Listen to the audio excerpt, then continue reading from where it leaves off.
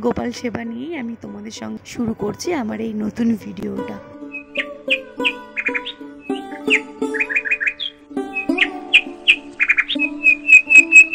দেখো, ভগবান যে কার হাতে সেবা নেবে এটা আমরা কেউ জানি না।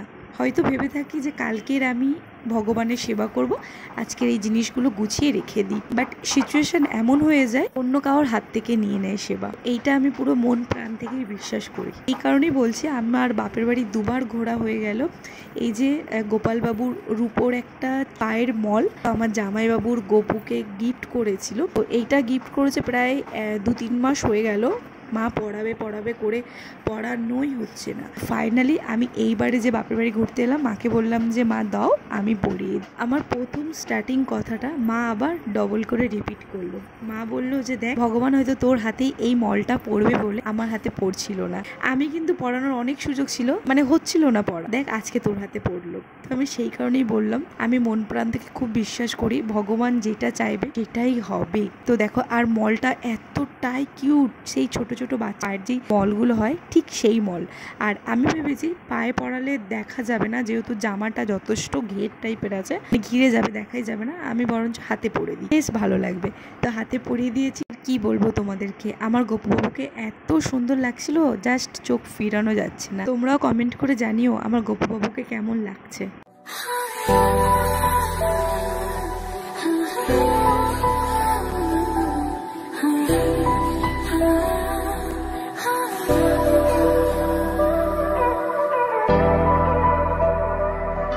পুজো দেওয়া কমপ্লিট, চলে এলাম রান্নাঘরে।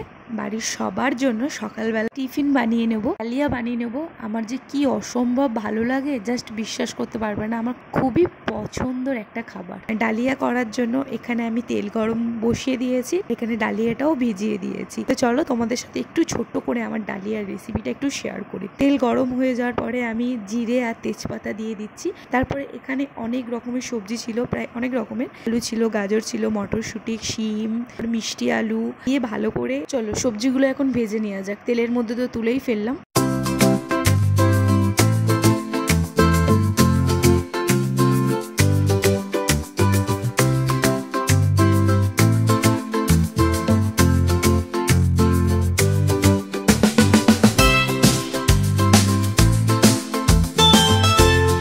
তিন 4 মিনিট সবজিগুলোকে ভেজে নেওয়ার পরে এখন আমি দিয়ে দেব লবণ।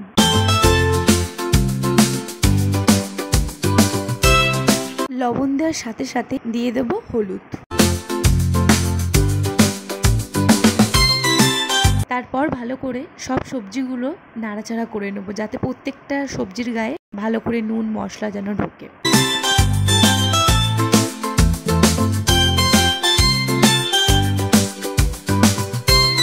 4-5 মিনিট ধরে আমি ভালো করে কষিয়ে নিয়েছি সবজিটাকে। আর এখানে আমি না কোনো লঙ্কা অ্যাড করিনি, তোমরা পারলে ফোড়নে তোমরা লঙ্কাও দিতে পারো, মানে শুকনো লঙ্কা কিংবা কাঁচা লঙ্কা। তারপর ভিজিয়ে রাখা ডালিয়াগুলো আমি সবজির মধ্যে অ্যাড করে দিলাম, দিয়ে এটাকেও আমি ভালো করে নেড়ে ছেড়ে জল দিয়ে, তারপর সবার লাস্টে একটু তোমরা ঘি পারলে একটু ঘি দেবে, দিয়ে নামিয়ে নিতে পারো। তারপর ডালিয়া খাওয়া টাওয়ার পরে আমার পাশের বাড়ি কিছু আমার ছোটোবেলার ফ্রেন্ডরা ছিল, তারা এসেছিল, অনেক গল্প করছিলাম, তো সেই জন্য আর ভিডিও করা হয়নি। মুহূর্তে আমার মা গিয়েছিল মুড়ি ভাজতে।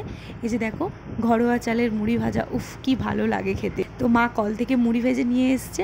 এখানে মা আগে চেলে নিচ্ছে মুড়িটাকে ভালো করে, কারণ এখানে বালি থাকতে পারে, তো সেই কারণে। আর এখানে আমার মাকে হেল্প করছে আমার ছেলেও। আমার ছেলের একটা গুণ খুবই ভালো, ও কিন্তু কোনো জিনিস নষ্ট করে না। এই যে মুড়িগুলো যে পড়ছে নিচে, ও কিন্তু একটা একটা করে সব পুড়িয়ে মার চালাটার মধ্যে রাখছে, আর মাকে কিছু কৌটা এনে দিচ্ছে, ড্যাম এনে দিচ্ছে, মাকে হেল্প করছে। আর আমি দাঁড়িয়ে দাঁড়িয়ে দেখো ভিডিও করছি। হয়েছিল কাতলা মাছের আলু দিয়ে একটা ঝোল করেছিল, আর পালং শাক, আলু, মিষ্টি আলু, কুমড়ো টুমড়ো দিয়ে একটা সবজি টাইপের করেছিল, আর সাথে ছিল টমেটোমের চাটনি। এই চাটনিটা কিন্তু খুবই স্পেশাল, মানে ভীষণ ভালো লাগে, খুবই ভালো লাগে। মার হাতে যেন এই চাটনিটা যেন একদম অন্যরকমই টেস্ট। তারপর আর কি আমাদের যে পুকুর আছে, সেই পুকুরটা আর কি জল পরিষ্কার, মানে জল ছেঁচে দিচ্ছে আর কি। বহু দিনের ঘটনা। এই পুকুরটা নিয়ে অনেক কাহিনী আছে। এটা আমাদের পুকুরও বলা যায় না, এবং যারা এই জল পরিষ্কার করছে মানে জল ছেঁচে দিচ্ছে তাদেরও পুকুর বলা যায় না। এটা মেনলি আমার দাদুরই পুকুর ছিল, মানে আমার ঠাকুরদা তারই পুকুর ছিল। তিনি আর কি আমাদের পাশের বাড়ি একজনের কাছ তখনকার দিনে 500 টাকা দিয়ে এই পুকুরটাকে বিক্রি করে দিয়েছে। কিন্তু এইভাবে বিক্রি করেছে, 500 টাকা দিচ্ছি ঠিক আছে, কিন্তু মানে যত বছর আমার শরীর থাকবে তত বছর যেন এই পুকুর মানে ব্যবহার করতে পারে। এই পুকুরটা কিন্তু কোনোদিনও ভরাট করা যাবে না। তো এইভাবেই কিন্তু লেনদেন করে বিক্রি করেছিল আমার ঠাকুরদা। তো সেই কারণেই বলছি পুকুরটা আমাদেরও বলা যায় না, কিংবা যারা নিয়েছে তাদেরও বলা যায় না, এই আর কি। তো পুকুরে জল ছেঁচা হচ্ছিলো, বেশ মাছগুলো উঠছে, এইগুলো অনেক দিন পরে দেখলাম। তো সেই কারণে বসে বসে একটু দেখছিলাম আর ভিডিও করছিলাম। তারপরে একটু বাজারে গিয়েছিলাম, সামনে তো পয়লা বৈশাখ, আর বাপের বাড়িতে এসেছি, মা তো কিছু কিনে দেবে না, এটা তো হতেই পারে না। তো মাই আর কি কেনাকাটি করে দিয়েছে। তো তোমাদেরকে একটা পরের একটা কোনো দেখিয়ে দেবো। তারপর আর কি এখানে আমাদের পাড়ার একটা মানে খুব ফেমাস চপ দোকান, দারুণ চপ করে, তো সেখানেই চলে এসেছি।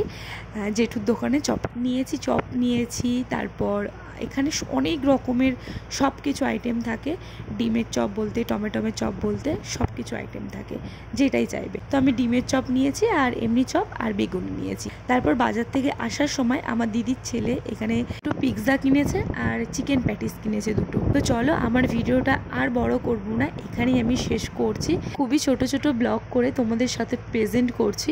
আই হোপ ভিডিওটা তোমাদের ভালো লাগবে। তো যদি ভালো লেগে থাকে অবশ্যই একটা লাইক করে দিও, কমেন্ট করে দিও, শেয়ার করে দিও। ততক্ষণ সবাই ভালো থেকো, টাটা।